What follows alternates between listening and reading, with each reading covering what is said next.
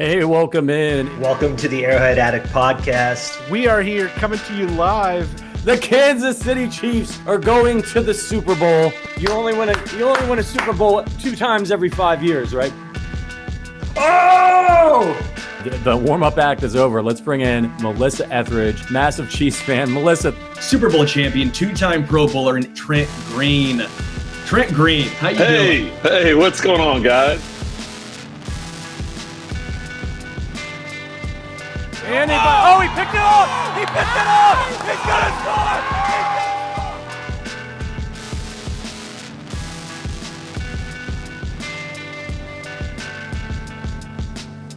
And we'll see you next week, but until then, as always, go Chiefs. Welcome into a live Red Friday edition of the Intangibles.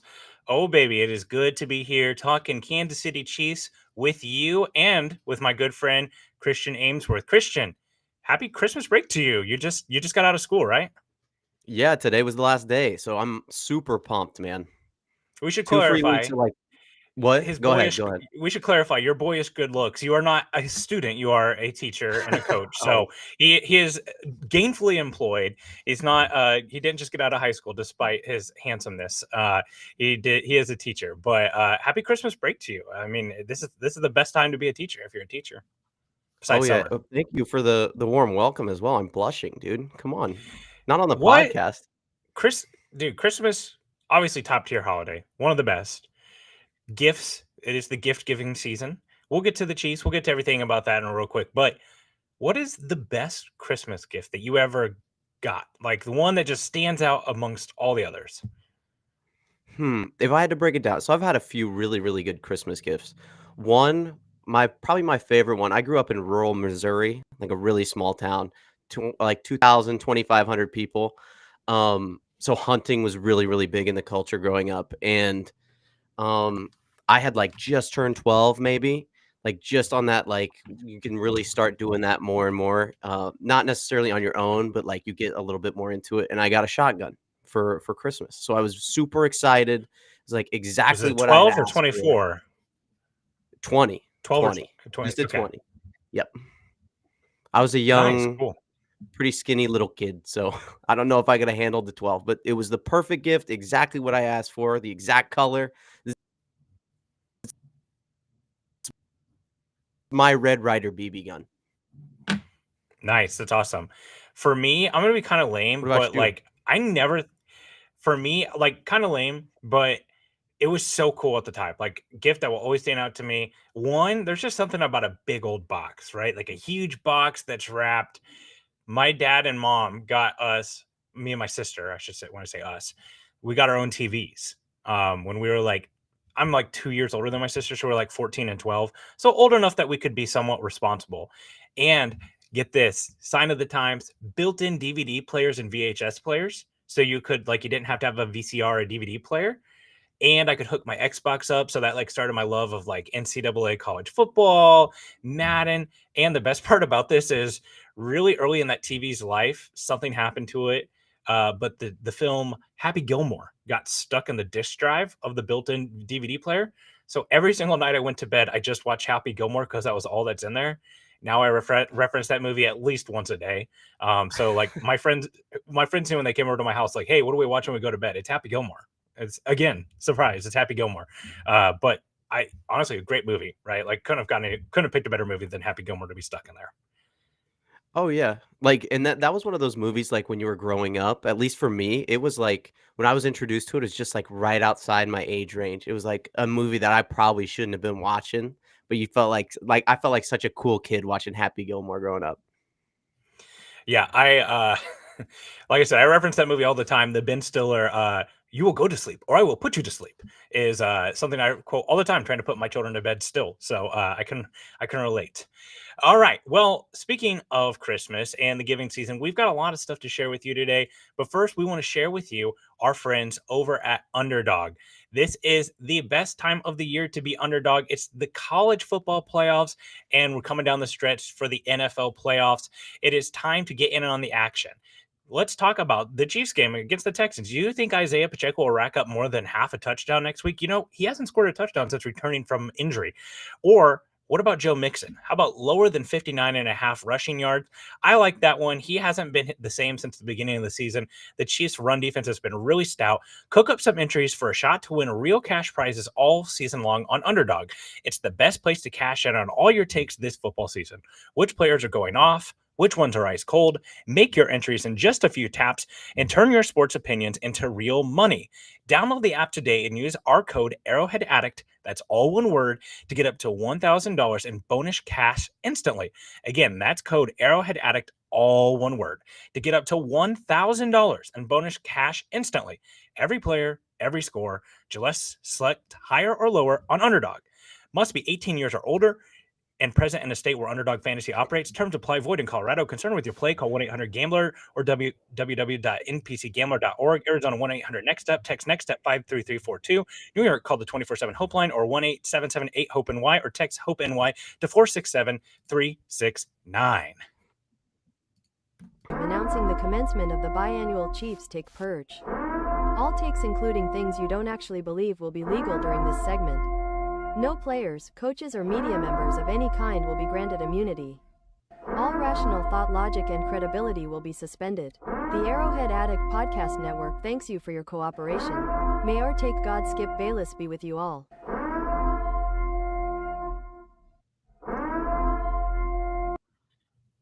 There it is, Christian. It is time. Our blessed fathers have given us the privilege, the opportunity to purge our spirit, purge our souls of our Chiefs takes. For those of you who haven't joined us for the Take Purge before, we've got another one. We do 2 Take Purges a year, one right before the season starts and then one right before the playoffs start. And the Chiefs Take Purge, it goes like this. It is something that you may or may not actually believe. You see, what we're about to talk about here, you cannot hold us responsible for. After this siren ends, when you hear the siren again, anything that's said in between these 2 sirens, it's a safe space. So these things, they're things we might not actually believe. There are intrusive thoughts. So some of the things that are going to be said here might be a little wacky. And if you are trying to take me out of context, I'll have no idea what you talk about. So if you come to me and like, hey, Price, remember when you said Xavier Worthy wasn't that fast? I'll just be like, I have no idea what you're talking about, because this is the Take Purge. All crime is legal for 24 hours during the purge, and all like criminal Chiefs thoughts are legal during this time. So with that being said, Christian, it's time to purge our spirits. It's time to let out those intrusive thoughts. So why don't you start us off? What would you like to purge? I think the Chiefs offense would look better with Justin Herbert at the quarterback rather than Patrick Mahomes this year. And I know that sounds insane, and Patrick Mahomes is a better quarterback. Do not take me out of context, but Justin Herbert is playing better than Patrick Mahomes this year.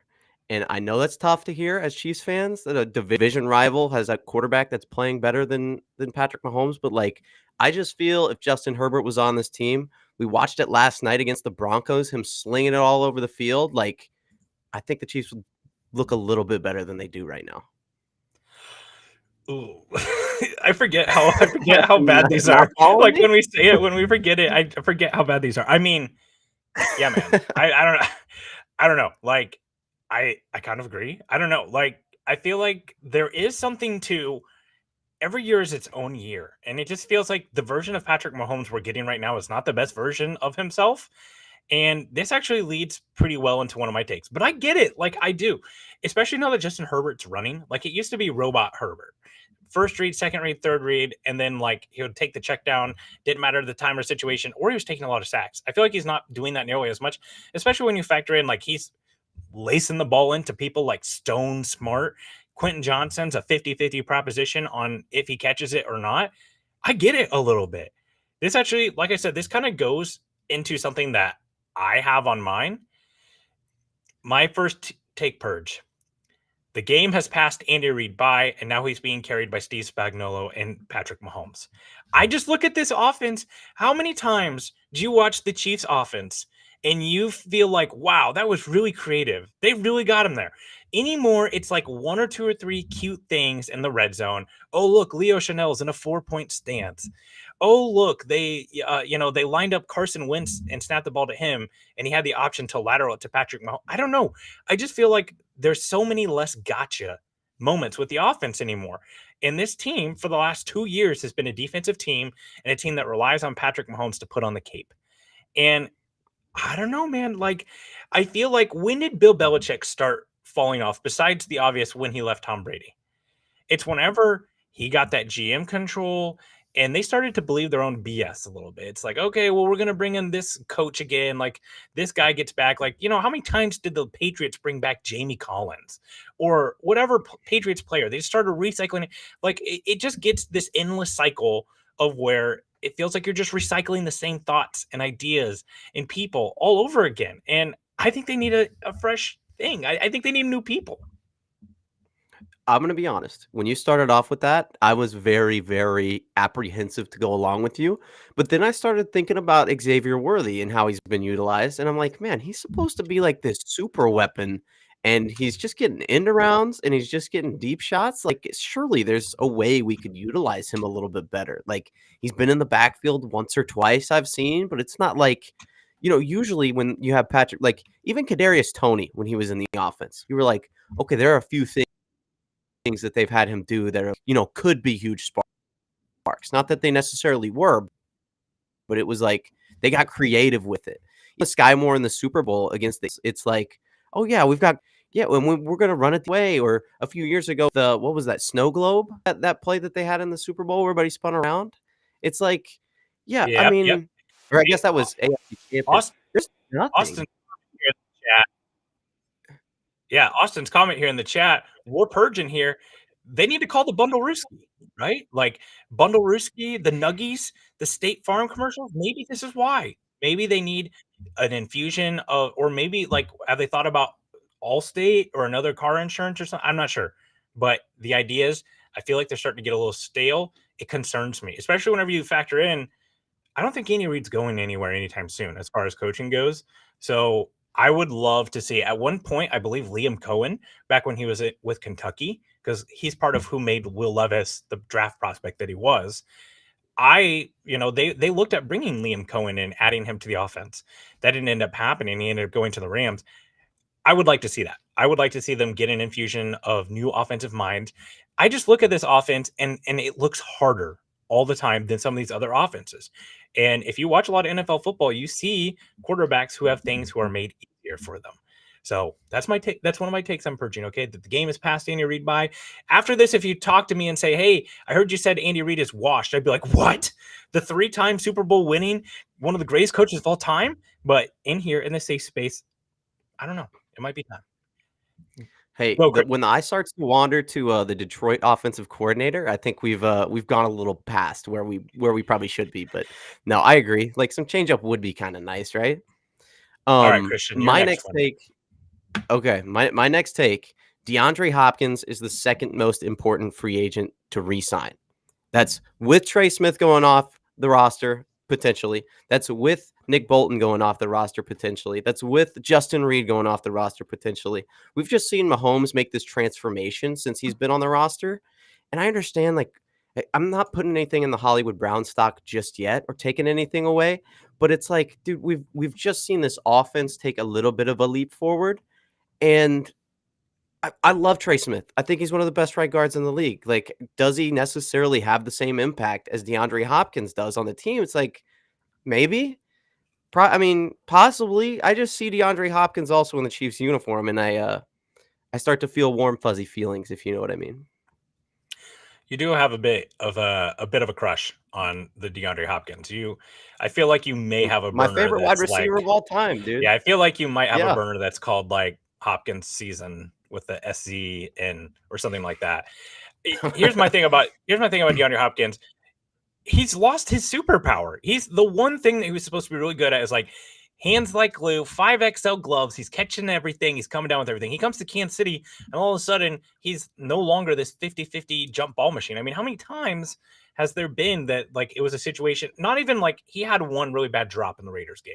And I'll excuse that because every player's due for one of those occasionally. But there's been a lot of other situations that he's in contested catch situations. And besides the one against New Orleans, he hasn't really come down with any of them. It's like, oh, good. We finally get the guy who's supposed to be a first ballot Hall of Famer at this. And then he just loses that ability here in Kansas City.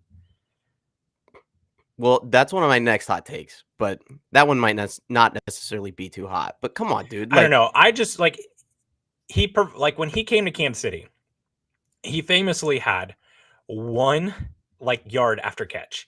He's already got up to 100 yards of yak here in Kansas City. So I do think they get more out of him.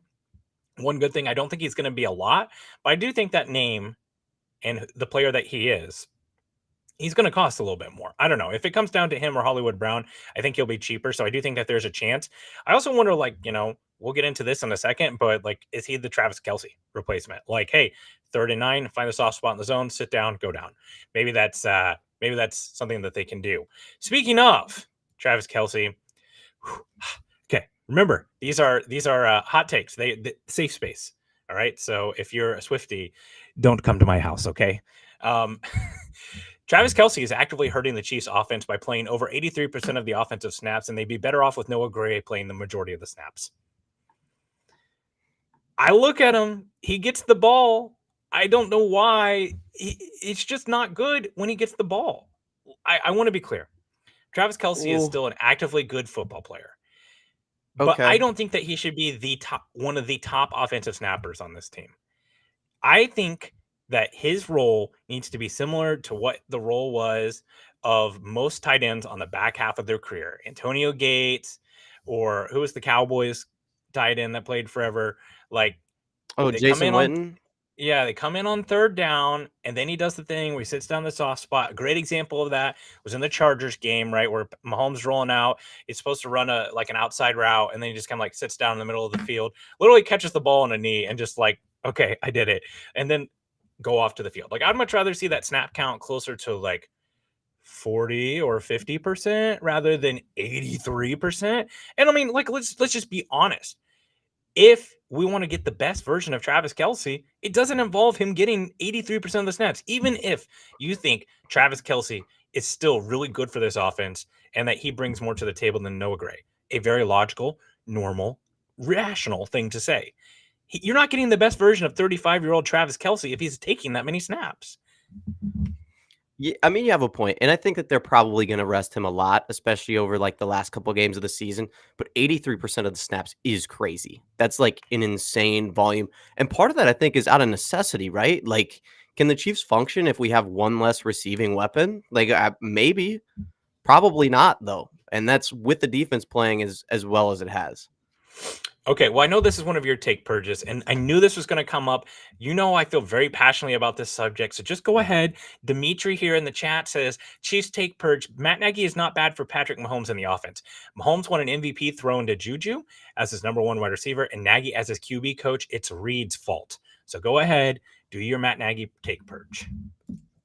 That's crazy because, in my opinion, he's the Midwest Nat Hackett. You'd think that he's getting phone calls every single offseason to come be the head coach somewhere. No, not at all. As soon as he leaves, it's going to be just like Eric Bieniemy. He's going to not get a job.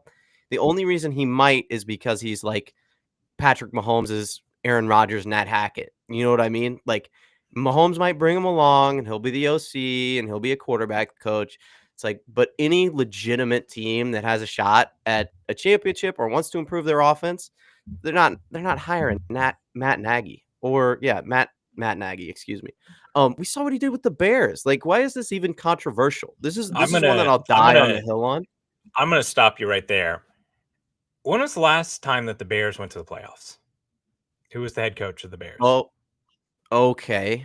Did you think it was a well-run team? Do you think the offense was really carrying them home? You tell me. Who does Mitchell Trubisky currently play for? What team is he on? Do you know? Is it the Bills? It is the backup for the Bills. He's still a backup quarterback. Yes, he is, because he's not a good quarterback. Let's go down the offensive depth chart on those teams. Name me your favorite Bills offensive skill position player from that era. Is it Tariq Cohen? Is it I'm trying to there's not He's no one comes good. to mind. Tariq was sneaky good. Come on. Hey, dude, he was 5'9", 180, and he got hurt in that. And that's the point. There was not a lot of offensive talent. He took that team to the playoffs twice. The first time, you can very reasonably say it was a defensive-led team, and Vic Fangio was coming to power as one of the top defensive minds in the NFL, to which he still is. That's valid. The second time, he got Mitch Trubisky to the playoffs again. I don't know if you've noticed, Bears, not really a well-run organization. I can completely understand the take that you don't think Matt Nagy is a premier head coaching candidate. And I do think that there's some reasonable criticism for him because I don't think he handled the media well. And I don't think he handled every part of running that team well. However, I will not listen to the idea that he is any more responsible for Patrick Mahomes' play or the offense's output than Eric Bieniemy was. If this offense was in the same place and Eric Bieniemy was the offensive coordinator, would people be saying these type of things? I don't think that they would, because the reason why Eric Bieniemy didn't get a head coaching job is because Matt Nagy and Eric Bieniemy, they don't run the offense. It's Andy Reid's offense. It always has been. It always will be. The NFL has already told you what they think of Eric Bieniemy. He has been passed over time and time again with a much lesser resume than other offensive coordinators to not get a job. And then he gets an offensive coordinator job in Washington, does it for 1 year, doesn't get another sniff for an offensive coordinator job, goes to a dog-ass UCLA team where they're like 106th in the country in offensive productivity. And then he also gets relieved of his duties. And please do not tell me that statement that him and his agent put out where they're like, hey, they decided to mutually part ways. This was always the plan. Nobody is talking about bringing Eric Bieniemy in for a head coaching job. And honestly, I'd be shocked if he's an OC at a top college program or anywhere else, because we've not seen Eric Bieniemy be anything good besides with Patrick Mahomes and Andy Reid. So I know, but you could say, like, okay, there's but always a hot then topic. why isn't Matt Nagy getting phone calls then? Why isn't he? Part of the reason is because he was the first. Well, part of the reason that Eric Bieniemy didn't get any head coaching jobs is partially, I think, maybe a little bit of bias, not necessarily racial, but just against offensive coordinators that have played for the Chiefs. Matt Nagy got the job right before he did. Eric Bieniemy was the offensive coordinator. Matt Nagy goes and flops in Chicago, and now Eric Bieniemy, there are questions like, did he run the offense? Did Matt Nagy run the offense? No? I'm not even going to get into the race stuff because I'm not going to pretend to actually know the answer to that, right? Like, we're all hypothetically. No, I agree. I'm just not going to get into it because I just want to evaluate these people based upon their talents. There is value in the fact that Matt Nagy got those calls and Eric Bieniemy didn't. Matt Nagy's already gotten those calls once. And by the way, he was identified as a potential coaching candidate again this cycle. I don't think it's going to happen, but there's a lot of really there's a lot of really bad jobs out there this year. Okay, look over the vacancies that are likely to be open or are open. There's a real chance that the Bears and the Jags are the best two jobs. The Bears and the Jags, not really necessarily real notable franchises that have done a lot. I do think that there is a chance that like Matt Nagy goes to the Cowboys or something because he'll be hard up and want another job and someone will give him a chance and they feel like, hey, this is your second chance. You just got to take what comes to you. Again, I don't necessarily think that he is an offensive. I'm not claiming that Matt Nagy is an offensive genius. I'm not claiming that I think he's going to be a great head coach or win Super Bowls. All I am claiming is when Patrick Mahomes does great, it's Andy Reid. When Patrick Mahomes does poorly or the offense does poorly, it's Andy Reid. It's always been Andy Reid. It will always be Andy Reid. And the only reason why people want to scapegoat Matt Nagy is because he didn't do well in Chicago, a notably terrible franchise with a bad franchise quarterback, and he didn't play nice with the media. So a lot of these big media guys like Trey Wingo and other guys like that, they love to bash on Matt Nagy because he didn't do well for their little Bears. It's just how I feel about it. And I see this comment here. This is something that is just fan fiction. It's as fan fiction as much as like Twilight was or whatever. Like Bieniemy held people accountable, bro. Nagy does not. Source what? Like that's just something we told ourselves, right? You also have mentality. You also have this like giant fan fiction thing that was written several years ago where allegedly Eric Bieniemy is fighting with Patrick Mahomes about that play at the end of the AFC Championship, at the first half of the AFC Championship game with Tyreek Hill, where we don't even know what happened. Here's the point. It has been made very, very clear that Andy Reid likes the presence of Matt Nagy. Josina Anderson has tweeted out stuff that Mahomes' camp is really happy to have Matt Nagy back. You can see at the parades, they're hugging, they're all over each other, they're buds. That's all I care about. Keep that man happy. 0 Super Bowls in my lifetime without 15 here. He gets here and he brings me 3. Keep Patrick Mahomes happy. Eric Okay, hold Bieniemy on. I can't let you bash that guy because of that. Because I watched the games. We all watch the same games, right? I saw Matt Nagy buddying up with Patrick. He doesn't do something great, and I've seen Bieniemy chew him out when Patrick Mahomes doesn't do something good.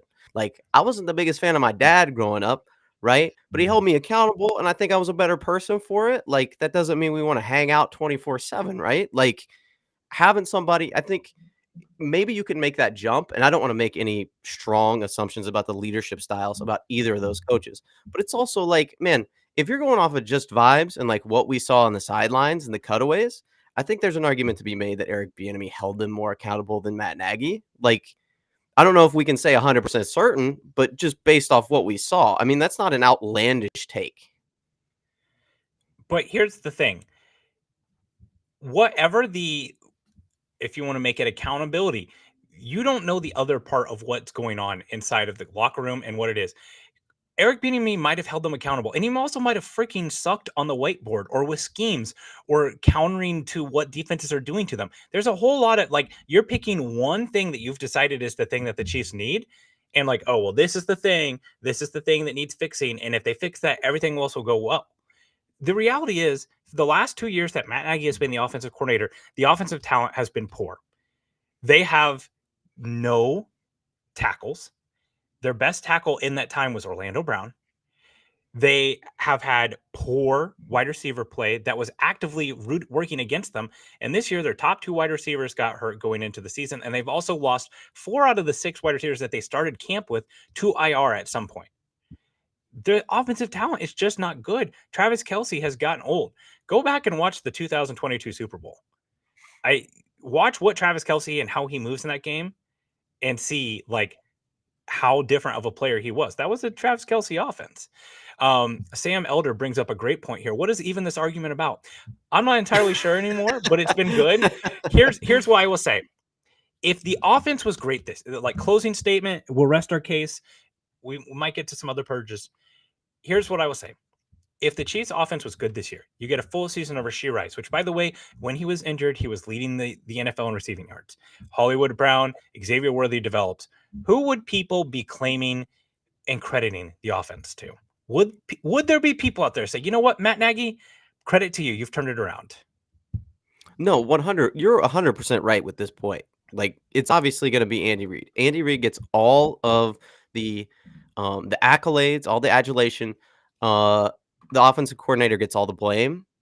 But the same thing goes for Patrick Mahomes. Like, I understand people think Patrick is having a down year, but it's like, hey, you know, he's still Patrick Mahomes, right? Like, we're still going to get the ups. We're still going to get the highs. It's with Andy Reid. I just don't think when you look at his performance over multiple, we could bring in some new blood. And maybe part of the reason we haven't had some of that innovation with Andy Reid is because we don't have another guy on the whiteboard that's, you know, giving him hints, giving him little plays to run. Part of coaching staffs is like adding from all the different coaches. It's like, it could be that too. We don't genuinely know. It would be, responding to this comment, it'd be hard for Juwan Taylor to line up off sides for Eric Bieniemy because he was in Jacksonville at the time. So be a little tricky for Juwan Taylor to line up off sides for Eric Bieniemy because he's in Jacksonville. All right, let's close the book on this story. Great story on the Eric Bieniemy thing. Always a good evergreen topic. All right, let's rapid fire a quick more Chiefs Takes Purge here. Xavier Worthy would be a top 3 Rookie of the Year candidate if he had a different quarterback. 100%. Man, you've seen the cut up. I've put it out several times on Twitter. I mean, there's an extra 400 yards and 3 or 4 touchdowns out there for him. He could easily be looking at 700, 800 yards, 6 or 7 touchdowns, a couple more rushing. There's a change, and something that really frustrates me nationally, nobody talks about Xavier Worthy. Like the big shows, the big podcast stuff, no one talks about him because a lot of them all had the priors of, oh, he's too small, it's not going to work. His size, it has limited in sometimes. You see that size show up sometimes, but for the most part, he's really been really good. And if Patrick Mahomes and him can get on the same page on some of these deep shots, be a completely different season. I think that you would be talking about him, like I said, as a top 2 or 3 rookie of the year candidate behind Brock Bowers, behind Jaden Daniels. And I mean, who's next? I guess it's probably, I don't know, Drake May has turned it on here lately, but he hasn't done it against a single team that matters. Brian Thomas Jr. has probably been the best rookie wide receiver. Lad McConkey is right up there too. But I mean, I think he'd be in the conversation for those. No, I agree. And maybe never mind. I was gonna say if he had a better offensive coordinator to hold him accountable, maybe he would have caught those balls. Dude, I know that Eric Bieniemy would hold Xavier Worthy so freaking accountable, bro. He'd be so like 1110 accountable, so accountable. Mahomes would be better too, I think. No, okay. My next one, Bragg is a bigger need than left tackle this season. I think it's easier to find left tackle that'll work with Mahomes, even if he's not like top tier, than a cornerback that will work and fit in the defense. Like if we're gonna take a first round pick and we're just gonna use it, I think like a cornerback is probably where it's gonna be. Like Jahdae Barron is gonna be late. But I just feel like the ceiling of the defense is much higher with a cornerback addition than the offense is with a left tackle addition, if that makes any sense. Like, as long as we don't have like bottom 5 tackle play. Well, no. I'm not saying we don't need a left tackle, but like a top 20 tackle in the league would be, I think it would lift the offense up. I think like if you put a top 20 cornerback onto the defense, it's not going to lift it as much, but I think you get somebody higher. The ceiling is really higher. What I'm saying for the defense than it is the offense with the left tackle. I'm interested by the core of Xavier Worthy, Rashee Rice, and then if they can keep Hollywood Brown around. Like if they can keep that three, that trio together, or maybe it's DeAndre Hopkins, add another wide receiver, a day 2 wide receiver to that group. Like I really think that's something, like that you've got real yak ability. Like to me, that looks like the Lions. You've got this dynamic power slot with lots of yak ability who can feast over the middle of the field. Then you've got a field stretcher in Jamison Williams. Hollywood Brown would add another level to that if he's there, or you've got a sure-handed guy like DeAndre Hopkins, kind of your Tim Patrick, Josh Reynolds, do-it-all guy in the red zone. I like the way that looks a lot. To me, the thing is like we've seen this team make it to overtime of an AFC championship game with one of the worst defenses ever, or one of the worst defenses in the NFL. I shouldn't say ever, which, shout out to Bengals fans who think that that's not possible, but that is something that they can work around. But we've seen this offense be non-functional. Game plans just be wrecked by having poor tackle play. Juwan Taylor is going to be here next year. Cap wise, that's just a reality. So I think that left tackle's got to be the bigger need. Now, I will say draft wise, I don't think that guy's out there. We've talked about it before. I just did some work on Ariante Urshri, a Ruskin High School graduate, by the way, from Kansas City. He's out of Minnesota. He's got tackle length. Guess what? His NFL comp, like the player that I keep coming back to, is like, who this looks a lot like? Kingsley Suamataia. Really raw tools, not a lot of he's different because not the RPO heavy offense with BYU, but not a lot of true pass sets because of the run game that they do in Minnesota. That guy's just not here. And by the way, Urshri is going to be probably the second or third tackle taken, depending on what you view some of the other guys as. So I don't know. I think that there's some interesting free agent options out there. Ronnie Stanley will be available. Jedrick Wills, the left tackle for the Browns, could be available. Maybe it's DJ Humphries. Maybe they just hey, let's make this work again. It'll be interesting to see. Let's just rapid fire a couple more. Speaking of Kingsley Suamataia, will be the next Tyler Smith, a tackle prospect that kicks inside. His athleticism pops. He will be a Pro Bowler at some point in his career at right guard. I think that a lot of people are going to hate that take, but I love it. I absolutely love it. Honestly, dude, look at his body. He was never that long to be a tackle. He had requisite length, but not that long. Compare his body type to an Eric Fisher, to a some of the other premier left tackles in the game, Rashawn Slater, something like that. He's much more stocky built. He was already he was on the freaks list, right? Because of his twitch ability. Get that going on the inside, on the outside zone scheme. This excites me. I do honestly think that could be a good path for him. And guess what? If you take a good guard or even just a starting guard at pick 63, no problems. That's a good pick. Yeah, I agree. And it's a lot of people get wrapped up. Oh, okay. All Just a lot of people are Sorry. going to get wrapped Sorry, up. He was supposed to be. You're good. You're good. A lot of some background for us. Like today, I'm producing the show. I don't normally produce the show. We usually have Richard. So I'm in a different system than I am. So there's a bit of a delay between Christian and I that I've discovered. So like I'm talking over him quite a bit. I don't disrespect him. We have a delay. So that's why it keeps like tweaking out like that. So anyways, your next take, Purge. Oh, my next take. All right. Connor Embree's background as a college running back is limiting his ability to coach wide receivers in the NFL. I think you see that with the development of our wide receivers, but also I don't like him because he went to KU, and I'm going to let that bias be influenced here and pretend like that is a requisite for the wide receiver play. If they had a Mizzou wide receiver coach, then it would do a little bit better, but just for whatever reason, he's just not doing it. Wow. Mizzou shade. It is KU season. It is college basketball season. So Who won the last matchup? I ran across the tweet that like I had bookmarked that was a KU fan that said college football playoff or bust, and it was like August.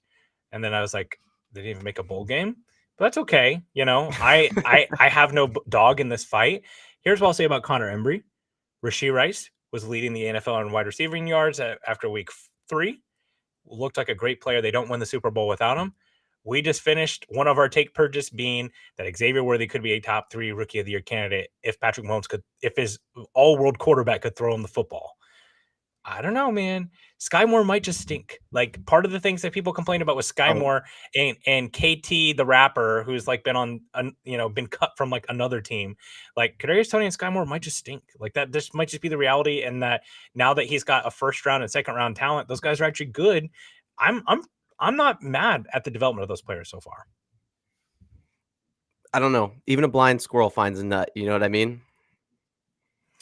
Well, we'll have to see kind of what they do after this. I do think that they've got some continued work to do with the wide receivers, and they'll probably bring in another guy.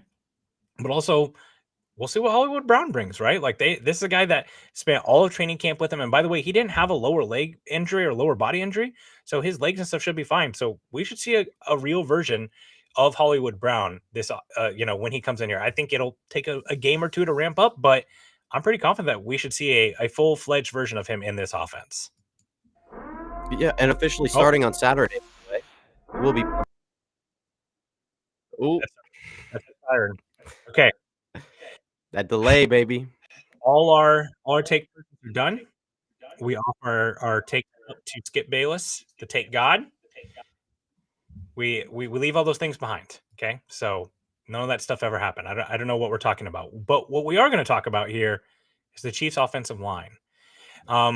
We dove into the tape here. That's something that we like to do on the Intangibles. Take a look at the all 22. I looked at every snap of pass blocking and run blocking from the last 2 games. I did that for a couple of reasons. I wanted to get a good look at DJ Humphries. I want to get a good look at Mike Caliendo and get a good look at Joe Thuney playing left tackle. I want to start off with this question. I posted this to people who followed me on Twitter. Who starts at left tackle the first snap of the first Chiefs playoff game this season? Christian. Who do I want or who do I think? Because if it's who do I think, it'll probably be DJ Humphries. And I think that's just because we had him at that edition and the ceiling of the offensive line is going to be a little bit higher. Rewatching that Browns game, there were some things that I didn't necessarily like about Thuney playing out there. But also like Thuney's natural position is that left guard, right? And Caliendo did, I think, an okay job, and we'll talk about him a little bit more in a minute. But like, if I'm trying to get Patrick Mahomes the best offensive line, it's got to be DJ, Thuney, and then, are basically slotted in guys for the rest of the offensive line. Is that off base? I mean, I have to imagine majority of the people who followed me all agreed with you, by the way, that it would be DJ Humphries. And I probably agree with you too. I think that let me ask you this. Do you think that there's any situation that Wanya Morris is playing left tackle in the playoffs? No, 0%. 0% chance. I think I have to agree. I think that Patrick Mahomes in that Raiders game kind of let them know, like, hey, we're done with this. I'm not doing this. Like, Now I will caution people. One of the things I want to talk about a little bit is Joe Thuney at left tackle. I think some people, especially because there was already this narrative that Joe Thuney was this like secret agent, awesome left tackle that the Chiefs had on the roster. that like they just weren't using because of like half a game against the Bengals or a full game against the Bengals. Joe Tooney allowed 10 pressures against the Browns. Now the Browns are a good pass rush, and Myles Garrett is the former NFL Defensive Player of the Year. So clearly some talent there. But Joe Tooney allowed more pressure than any Chiefs offensive tackle has this whole year, including Kingsley Suamataia, including Wanya Morris. Now, that translated to 0 sacks. Part of that is Patrick Mahomes' superpower. He has always been good at avoiding sacks. All it cost him was a high ankle sprain. I do think that Joe Tooney provides a nice floor at the position, and maybe he gets a little bit better here over time. But also, what is the thing we've said about Wanya Morris? We've said that Wanya Morris, he comes in, he starts looking good. Like around the Falcons game, the Chargers game, some of those other games, I was saying like, hey, we need to make sure Wanya Morris is in this game. Stay in. Like there was that game that he left injured and Kingsley went in. It looked brutal. And, it's like, we need you, Wanya, get back in there. He regresses. And that regression could be happening for Joe Tooney, right? Like they get a little bit more tape on him, start realizing some of the things that they can do to counter him. It could be very quickly that we're talking about the same thing with Joe Tooney at left tackle. So I just want to caution people. I've seen some people with the take that Joe Tooney is the best Chiefs left tackle. I still think like DJ Humphries did not allow as many pressures as Tooney at left tackle. So the ceiling and that length, those length requirements that we talk about at left tackle position, it does matter.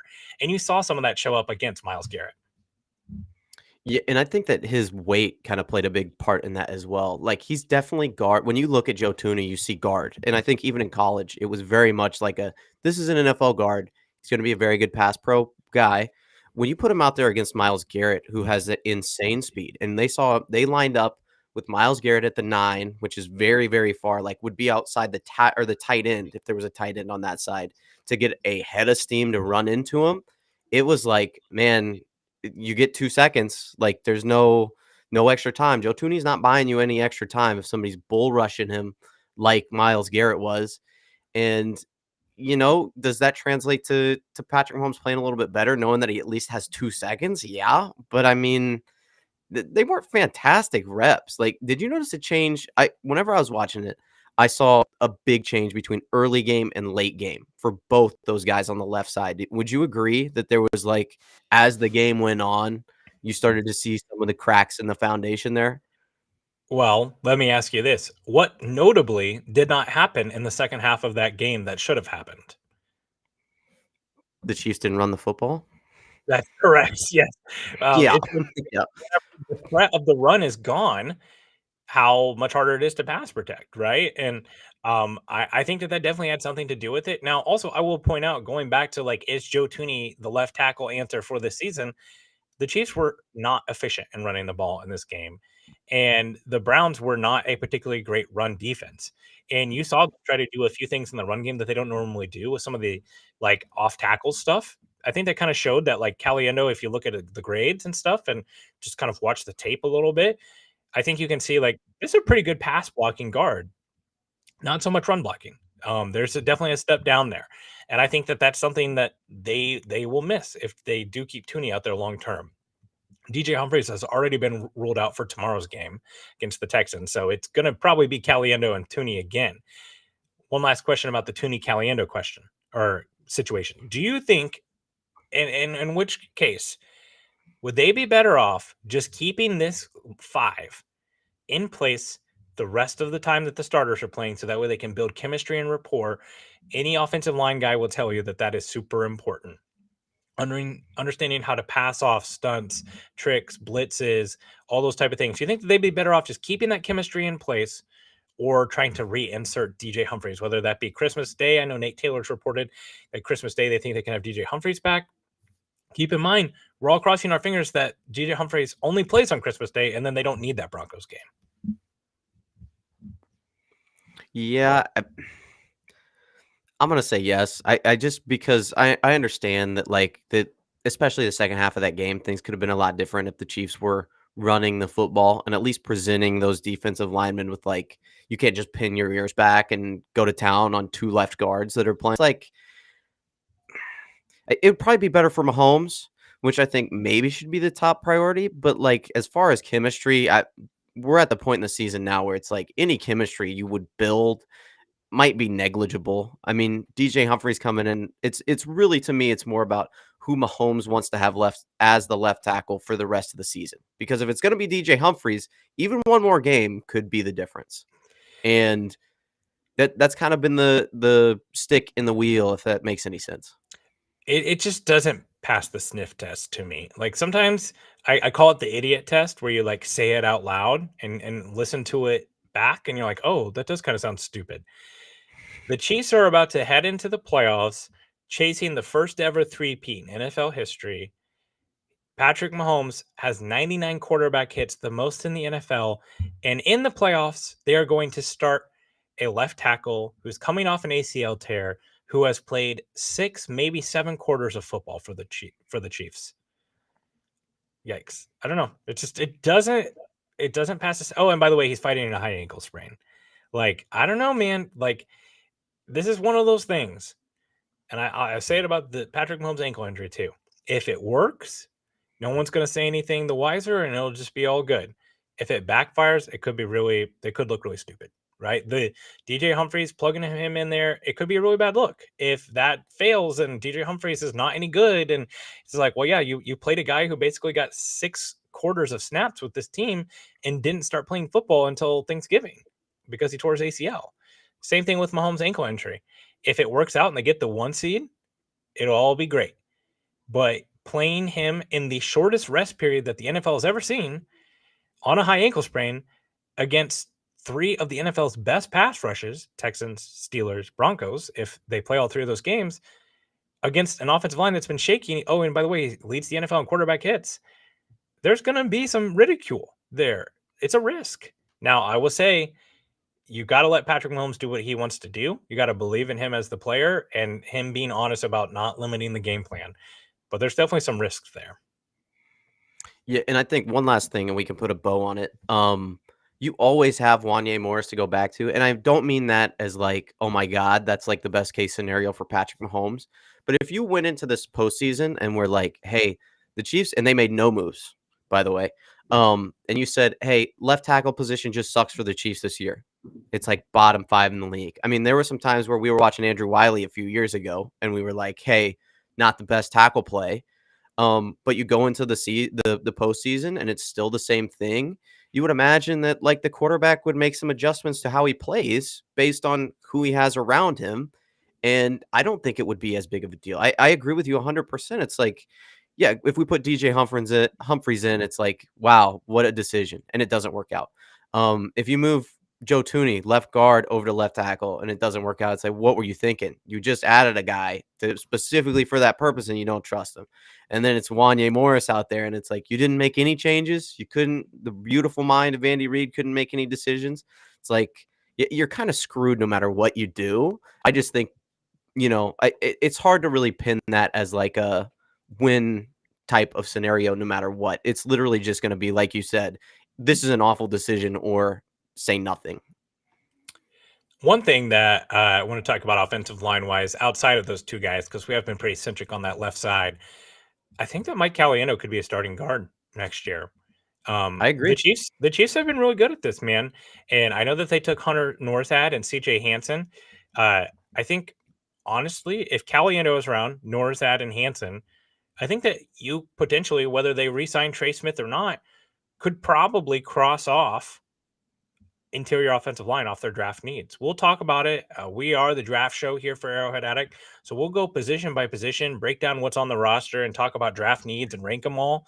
But I think interior offensive line could be towards the bottom of the list of needs.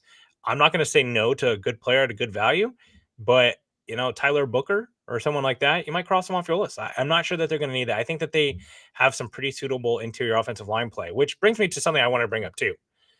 We haven't talked about him at all in this. Creed Humphrey, man. I think that there is no argument that he is a first-team All-Pro this year. His pass blocking grade, according to PFF, 89.7. The next highest pass blocking grade, 79.7. So he's a full 10 points better. He has only allowed 7 pressures. The next highest is 10 pressures. Creed's having a fantastic season.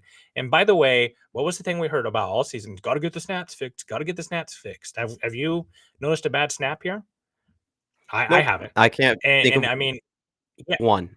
he had a hand injury. That was clearly part of it. He's also moved to the dead ball snap instead of what he was doing before, and that's clearly made a difference too. Um, Chiefs, honestly, probably got a bargain for what he is playing like right now. So it's been hard because Jason Kelsey was there blocking it, and he was an incredible player and rightfully a first team All Pro. Creed's been second team All Pro, I believe, but this is the year for him to be a first team All Pro. And then like, hey, Juwan Taylor's got to be Juwan Taylor. When I say that, I don't mean like line up offsides and false start penalties. If he can just be that version of himself in the playoffs, where he is an average right tackle and can hold up on his end, the Chiefs can kind of overcome some of these left tackle struggles. But he has to hold up his end of the bargain. He has not been good. He also was losing in that game against the Browns, and you know that snap that Patrick Mahomes got his ankle hurt. He was getting basically high load because both edge rushers were creeping in on him, right? So it takes two tackles for that sort of thing to happen. One other thing that I just wanted to bring up, like we're talking about the Chiefs offense and how it's going and what are some of the struggles. This is something that has jumped out to me.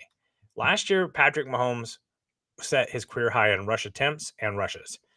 This year, he has 34 rushes. In 2023, that number was 34. Teams are becoming more and more cognizant of keeping him in the pocket. I think that matters. And I think teams have found a better strategy to try to limit him. We've still seen those back-breaking rushes that he has, but it's just something to keep in mind. I think like offensive line-wise and protection and blocking-wise, like teams are trying to keep him in the pocket more. It's no coincidence that he's been hit more than he has all of his career. Like already at 99 hits, leads the NFL. The only guy who has taken close to the same amount of quarterback hits is Joe Burrow, and that's because they're throwing the ball a ton. And his offensive line is way worse than the Chiefs. So I don't know. Like this to me, more than the defense, more than the offensive skill players, the offensive line is the obstacle to them getting to their end goal. Yeah, and that's just the way that it's going to be for the rest of the season. Like it's been the story of the season so far, other than injuries at the wide receiver position. It's like we're going to be talking about it the whole season, all the off season, and probably into next season. That's just the theme of the Kansas City Chiefs for right now. Yeah, and I mean, you know, if someone like Ronnie Stanley does hit the market and you see the Chiefs way overpay for that, you can just sit there and say like this was them trying to get peace of mind there. There's plenty of good project tackles out there in this class. Those guys do exist, but there's a difference between a project and traits and ready to start. And I think you've seen that with Kingsley Suamataia, especially. Wanya Morris was kind of always more of a right tackle and honestly has the body-ish of a guard. He's got tackle length, but his build is more guard-like. And I don't know, like I didn't have a problem with the one you pick, but also like he's a third-round pick offensive tackle. You probably weren't planning on him coming in as starting left tackle for a Super Bowl run. So we will see how all of that plays out. There's one other thing that we want to talk about today before we get out of here on Red Friday, and that is the college football playoff. It's here. I'm excited about it. It starts tonight. It's going to be a beautiful vibes game. There's snow up in South Bend as Notre Dame host Indiana in what should be the first game of the college football playoff. It's 8 p.m. on ESPN. Who do you got in this game, Christian? Notre Dame minus 7.5. They're catching 7.5 points. You taking Notre Dame and the points to win big, or you think the fighting Kurt Cignettis get it done? I can't root for Indiana. Notre Dame's got to be the pick, right? I mean, they're laying 7.5 for a reason. They're higher seed for a reason. I think they've been a better team throughout the year. That's an easy pick for me. Like that's probably one of the chalkiest picks. I don't know. Like Indiana, what Kurt Cignetti has done is so impressive with that team. They are just well coached. They run the ball. I just feel like the strongest unit in this game is the Fighting Irish defense. And I feel like they are going to not let them run the ball in this game. And as the quarterback, which I mean, the quarterback for Indiana, I can't remember his name right now. I'm trying to, I don't have it. But he's done admirably. And there is some wide receiver talent there. But I think that they're going to force them to pass the ball first. I think like the games that you've seen Indiana struggle, like against Ohio State, that was the number one thing that they did. They shut down that run game. Let's talk about prospects in this game. So again, I spoke to like what the coaching job that Cignetti has done with this offense or this team. We've got one prospect here to watch from on the Indiana side of things. Part of that's just an age thing, but also just like how little NFL prospect talent there is. It's Michael Kamara. He's got 10 sacks. He's an undersized, bendy edge rusher. He's definitely their best pass rusher. This kind of goes into that Joshua Uche, Joshua Kando, Felix Anudike-Uzomah, BJ Thompson bucket. And it's that the Chiefs keep trying to take these guys, and then there's some sort of disconnect here. We don't need to get into the Joshua Uche dialogue right now, because just like accountability, we don't really know what the story is there all the way. But for some reason, the Chiefs keep bringing in bendy, smally, twitchy edge rushers, and they don't use them. Michael Kamara is one of those guys. Like I said, 10 sacks.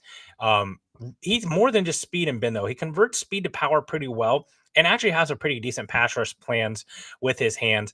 I think that he's going to be a day 2 edge rusher that could be a specialty player and then kind of develop into a full 3-down player, but he's one to watch for Indiana. Yeah, and if I was going to watch one on the other side, Xavier Watts, that safety from North Dakota, like he's a big, strong nickel slot safety that if we're Chiefs are picking and he's there at 32 or 64, you watch him and you go, they pick him, I wouldn't be awfully mad. He's kind of one of the leaders of the defense, pretty athletic. Like he's going to be a guy that pops when you're watching that game. I think Xavier Watts has a chance to probably be the second or third tackle taken, or not tackle, safety taken. Safety. Obviously, we're gonna have what's his name from Georgia be the first one taken. Not Caleb Downs. I always think it's Caleb Downs. It'll come to me. But Ships, you talking about? What's that? The Georgia Ship? safety. Yeah.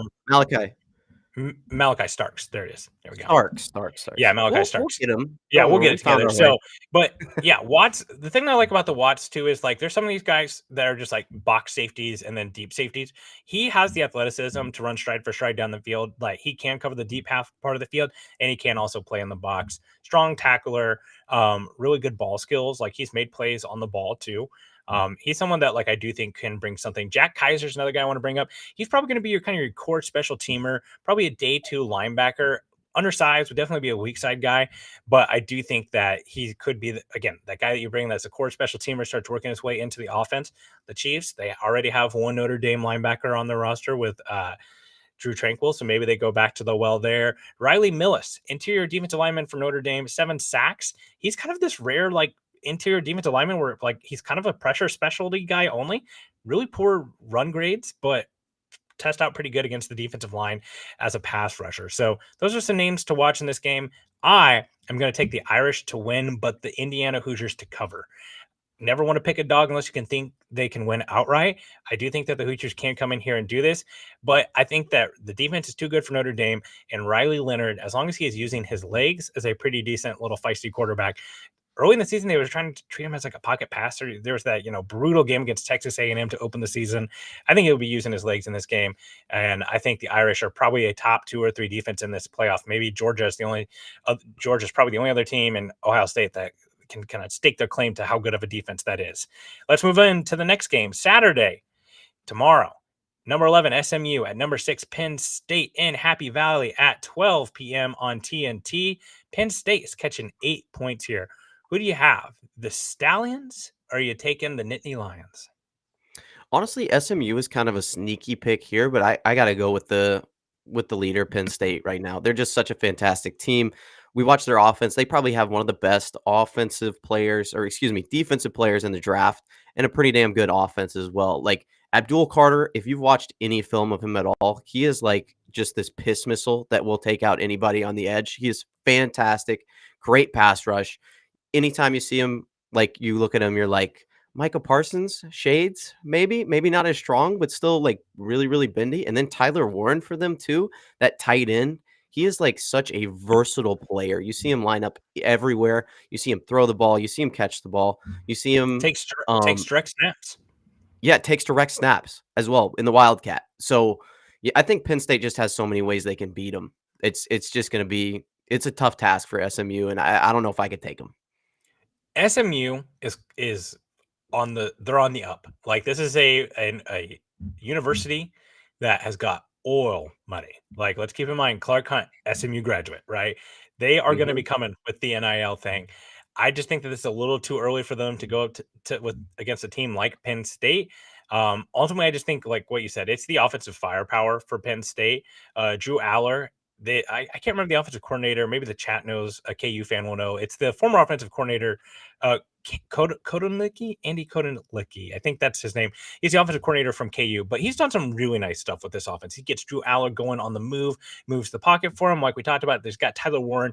Tyler Warren, probably like if I could pick a tight end that I think fits what the Chiefs would like, it's probably him because he's a real yak option and he can win at the catch point, but he's more than just a seam stretcher, right? Like all these tight ends that get drafted, like a Michael Mayer or something like that, they're more like a true Y that they're going to be blocking in line and then and hit that seam route up there versus like Warren, he can run those mesh concepts, those routes. It's a little Brock Bowers-y, not quite that level where he's taking jet sweeps, but he's that level of athlete. The other guy I wanted to highlight, Nick Singleton, the running back for Penn State, over 1,200 yards from scrimmage this season. One of the better pass catching backs in this class, over 330 yards receiving, and he has short area quickness, nice burst. He's pretty patient too. Like he waits, sees the seams, hits the hole, has explosive playmaking ability. Can hit the big one too. Big thing with him is just inconsistency, like game to game, week to week, month to month. Is he going to be reliable? There also has been some ball security issues with him that could be concerning, but like Penn State running backs, it's just one of those gambles that's worth taking. And also like we'll come back to this all the time during our draft coverage. Running back class is stacked. So Nick Singleton, like there's a chance that he's sitting there on day 3 and could be a play changer, a game changer for an offense. Isaiah Pacheco, Nick Singleton, I like that tandem. And like if Pacheco goes down, we've seen him struggle with injuries already in his career. It's just a fact of running backs. His third down ability and everything. This is a guy who can be a lead back. He's not a package only player. And I'm so happy you said that too, because as we're reading through our little, show sheet for today, I'm looking at the names here and it's like Nick Singleton. Oh my God, I forgot he's in this draft. Yeah, how deep is this running back class? That was the first thing I thought whenever I saw that matchup. This is such a Speaking of that, Brashard Smith is running back, lead running back from SMU. He's 5'11", 190 pounds, a little bit more slightly built, but this guy is a huge catalyst to their offense. Insanely productive, over 1,400 yards, another really good pass catching back. With him, it's just going to be the size concerns. His short area quickness and burst, like he could be one of the fastest running backs in this class. I think that he's going to catch some eyes at the combine, kind of like Devon Achane. I don't think he's going to be quite that fast. Achane had the track background, but I like him a lot, and he will flash. You're going to see him be like, oh, I like what I see there. But like first contact is usually when he's going down. I think that if you're looking at him and like what kind of role could he fit into, it'd be a Jerick McKinnon type role because similar body types with them. It's just going to be, can he get the pass protection down? Another guy I kind of compliment to, Kenneth Gainwell, who has had a good NFL career, but he's always had a guy in front of him, right? Whether it be DeAndre Swift or now Saquon Barkley, he could be a Lightning 2/8 Thunder and Lightning tandem. Been highly productive. This is, again, a guy that could be had on day 3. That'll be a nice impact running back on a roster. What I like about him, Andy Reid can get, him going in the screen game, get him going out on the edge and in the flats. Like this is a guy that when he has the ball in his hands, good things can happen. So those are the guys to watch there. I am with you. I actually think that this one might be the one that might not be a great watch this week. I like Penn State and I like them big, which is weird because I feel like with that coach, it's never quite that way. But I just I'm not sure how they're handling Abdul Carter off the edge. I think the trenches on both sides are definitively in Penn State's favor. I like Nick Singleton. I like Tyler Warren getting going in this game. I think Drew Aller will play some good football, give me the Nittany Lions and the points. All right. At 4 p.m. By the way, doesn't it suck that all these games are happening during the Chiefs game? Why do we have to choose? Don't make me choose. I want football. Put it on a Wednesday. Put it on a Tuesday. I don't care. I don't want to have to choose between these great games in the NFL. Thank God for the multi-screen functionality of YouTube TV. All right. Number 12, Clemson. At number 5, Texas. 4 p.m. TNT. Texas catching 12 points. Who do you have in this one? I mean, my heart wants to say Clemson because I don't really believe in their quarterback, the Texas quarterback, but it's Texas, man. Like anytime you have that big of I hate picking all of the basically chalky picks here, but there's no world that I see Clemson beating Texas. Unless something crazy happens, it's a puncher's chance for anybody, but come on, man. Clemson beating Texas. I cannot with this point spread. I don't know how you could pick Texas plus minus 12 in anything. I think that Texas will win this game because I think that they just have way more talent. They have the better coaching staff. And I think sneaky, the Longhorns defense is really good. Like, I don't think people talk about it enough. Their defense and their run game. I think that people see Sarkisian, they see the skill players. They think that this is a pass first offense, but really this needs to be a ground and pound defensive team. But with Quinn Ewers at quarterback, I cannot take 12 points. I just don't know where that's coming from. Like, this team has consistently struggled in the red zone. Ewers, when the field shortens, cannot pass the ball into those tight windows. They struggle with that, and that's why they've started going to Arch Manning more and more there because he's a better running threat. Maybe we get some of the Arch Manning stuff. Sarkisian can draw it up with any of the best, and he really is great. And we'll get to the great prospects here. But I think, like I said, I think Texas will win this game, but not by 12. This will be a close one. Clemson can do some things. Like, I know that we all love to give their coach a hard time because he doesn't like using the portal and he's traditional, but like, I really think that there's enough defensive talent here that's going to give them some issues. And like I said, like, Quinn Ewers can throw you in and out of any game. For the talent, well, there's lots of it in this game. We've got Isaiah Bond, the wide receiver from Texas. I've cooled on him a little bit since kind of taking a look at it. I don't think that this is a first-round wide receiver. I do think that he'll probably be a day two guy. Maybe the combine's really flashy and people get back in on him. He's just not quite the technician or the route runner that Worthy was. And also, let's keep in mind, he's not as fast as him. Then Kelvin Banks. He's the left tackle for Texas. He's a guy that I still am 50-50 on whether he's going to stay at tackle or kick inside. Really good offensive lineman, has a high likelihood of being one of the first offensive linemen taken in this class. Wouldn't be surprised if he's a top 10 pick. Kelvin Banks, the left tackle. And then, oh, by the way, Texas got another tackle that's also really good, Cameron Williams. I think he has more of a likelihood of staying at right tackle. He's a little bit more Odell, or I almost said Odell. I meant Orlando Brown Jr. as far as body type build. But he's more raw. Like, Kelvin Banks has played a lot of snaps. Cameron Williams is a first-year starter for them. He hasn't, I don't know if he's declared yet for the draft or not. He's a guy I could see going back to school, but I could also see, like, again, those traits, those tools, they get pushed up the board. I could be surprised if he wasn't taken off the board by then. Then you've got Alfred Collins, who Dane Brugler just mocked to the Chiefs in his first round of mock drafts. He's an interior defensive lineman. He's mainly a run stuffer. Not quite Tavondre Sweat level of absolute unit, but a run stuffer at best. He's an interior defensive lineman in this game that is to watch. And let's see, who do you got?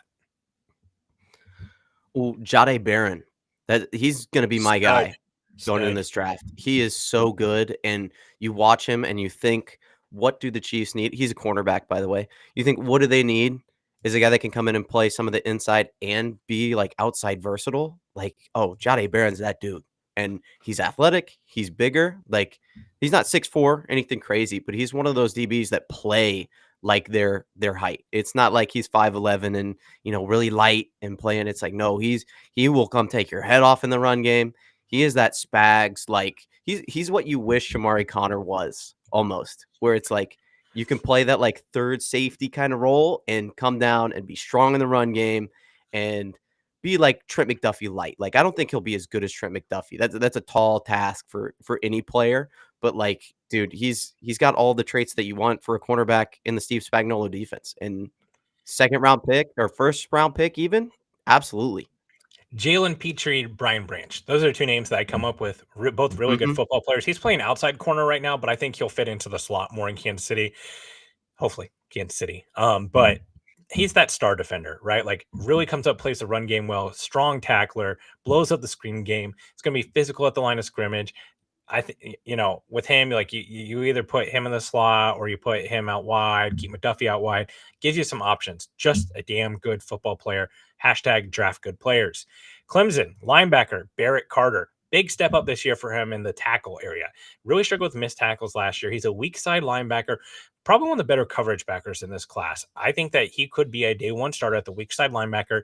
If the Chiefs move on from Nick Bolton, you put Drew Tranquil at the mic, which I think will suit him a little bit better. He's not going to be quite the thunder and lightning that Nick Bolton has been coming downhill if they were to lose Nick Bolton. But I do think that Barrett Carter can provide some of that versatility that they miss a little bit from Willie Gay. Barrett Carter has that ability to run stride for stride with the tight end, blow up a running back in the flat. like what I've seen from him. Blake Miller is kind of a project tackle from Clemson. Don't have a ton on him yet. I haven't got a chance to look at him. Same with DeMonte Capehart. He's a big two-gapping interior defensive lineman. He's kind of fallen down boards. At one time, he's kind of a trendy day 2 pick. I think at this point, he's more of kind of your Keandre Coburn-ish. I don't think that he's that slight. Like Coburn was kind of a rare build with really short arms, but really stocky. But DeMonte Capehart, interior defensive lineman for Clemson. Tons of talent in this game. I'm taking Texas to win, but I'm taking Clemson to cover. Last game of this slate. They're breaking the rounds up here. Another game chock full of NFL talent. Number 9, Tennessee at number 9, Ohio State. The game for Ryan Day's job, 8 p.m. on ESPN. Ohio catching 7.5 points. Who do you have in this game? Ohio State. And they're ranked higher. I understand it. They have 7 points. That's a big spread to cover. But, dude, they're just going to ride on the back of those running backs, that dual threat of Judkins and Henderson, and I think they're just going to take over the game. They're so good. Tennessee defense, okay against the run, but they haven't really done anything that has made me go, wow, as far as stopping the run. I think that Ohio State, if they stick to their guns and they run it down their throat, I think it'll be. Yeah, Tennessee's weird. They're kind of not the team that they have been in years past. A lot of times when you think about Tennessee, you think about that Josh Heupel offense and just really vertical, deep stretching. They are really not that type of team this year. They have been more of a ground and pound defensive driven team. And I think that this game has the potential. Like, this is one of those games I'm taking the under if I'm pulling up my underdog app, because I think that this game could, like Will Howard, another one of those guys who can keep you in every game and get you out of any game. I like Will Howard. I think he's a good quarterback, but he is an Alex Smith level quarterback at the college level, where it's a game manager. You've got tons of talent around him. You brought it up. Judkins and Henderson are the catalyst to this offense. If those two guys are moving the ball well in the run game, it opens everything up. Emeka Buka, all those things that they can do in the offensive part of the game. But if they can't run the ball, I like Tennessee's chances. Tennessee, they've got a young quarterback. He's going to have to make some big plays here. I'm coming back to Ohio State's probably the second best or the best defense in this college football playoff. I think Georgia's better, and I think it's probably them. You've got Caleb Downs, Denzel Burke. You've got the Tuli Moloau, Jack Sawyer tandem on the edge rush. Tyleik Harrison in the inside. Tyleik Williamson, on the inside. Like there's a lot of really good NFL talent on this team. So I think that defensively, it's just going to be too much for the Tennessee. Like I said, I think this game's an under. Like I think it's like a 17-7 Ohio State, and we just get some slop. But I'm okay with that, honestly. Going down some of that talent, we talk about Emeka Ibuka. He's one of my favorites in this class. A guy who is a pristine route runner. The polish is there. A better yak weapon that he gets credit for. Really strong run blocker. Jackson Smith and Jigba's the comp. Obviously, the Ohio State logo playing a big part in the helmet scouting there. Just a damn good football player that I'd love for the Chiefs to have. Someone that you can always find productive. They can right the wrong of not taking Ladd McConkey and take Emeka Ibuka and fix that mistake. Denzel Burke, a former 4-star outside corner, having a really rough year. This time last year, first round pick. Now we're looking at day 3 for him. Just has really struggled in some really big games. Evan Stewart became his father in the game against Oregon. That didn't help. Also, some costly penalties for him have reared their head, but he's still a guy with a ton of traits, NFL size and length. He's a guy that you get on day 3. Oh, hey, this guy's played against top shelf college talent, and he gets in an NFL coaching staff that can use him. I could still see really good football ahead for him. Joshua Simmons is not going to be playing in this game. He is would have been maybe the best tackle in this class as far as a prospect goes. He's not going to be playing. Donovan Jackson is going to be playing left tackle in this game. He's actually a guard, a really high-level prospect. He'll be playing left tackle in this game, but he will probably be drafted as a guard, as he should. Really good player as well. Yeah, I agree. And Josh Simmons does not get enough hype for how good he was playing before he got injured. Even into last season, he's probably the best left tackle in this class. And I suspect he will be gone by pick 15 in this draft, I would imagine. I think he's getting no hype pre-draft. I could really see him being a really, really high up pick. Yeah, with him, it's go just ahead. it's the injuries, right? Like the injury and Yeah. just not a ton of playing time, right? Like I think it's kind of the Amarius Mims conundrum all over again, except he's not like Mims was just a high level freak athlete. So that's the one thing with him. But part of the reason why Mims went where he went was because you had some Fashanu, Alt, some guys that were really rare tackle prospects. In a normal, like Mims would be, I've said this several times just to kind of like measure the level of this class. Mims would be offensive tackle 1 in this class. That just kind of tells you about the tackle talent in this class and what it's going to do to some of the other guys like Ariante Urshri. I commented to Kingsley Suamatia. If Ariante Urshri is be taken at pick 20, like what are we doing with the tackle class? Okay, well, Kristen has magically disappeared here, but that's going to do it for us all anyways. We've kind of basically talked about the college football playoff and some of the prospects to watch. Thank you so much for tuning in here. Hey, tomorrow the Chiefs play a huge game against the Texans. How's Patrick Mahomes' his ankle going to hold up? How are they going to hold up against this lethal pass rush of the Texans? What do we get out of Hollywood Brown? It'll be his first game in Arrowhead. You can talk about it here on the Arrowhead Addict podcast. Myself and Sterling will be hosting the post-game show. What will hopefully be a post-game celebration on a Saturday afternoon. Roll into the college football playoff. Baby, that sounds like a great weekend. I'll be hosting the halftime show as well. Our man Adam Best will be on the pregame show. Thank you so much for tuning in to Arrowhead Addict and the Intangibles. We appreciate you. Please like and subscribe. And as always, go Chiefs.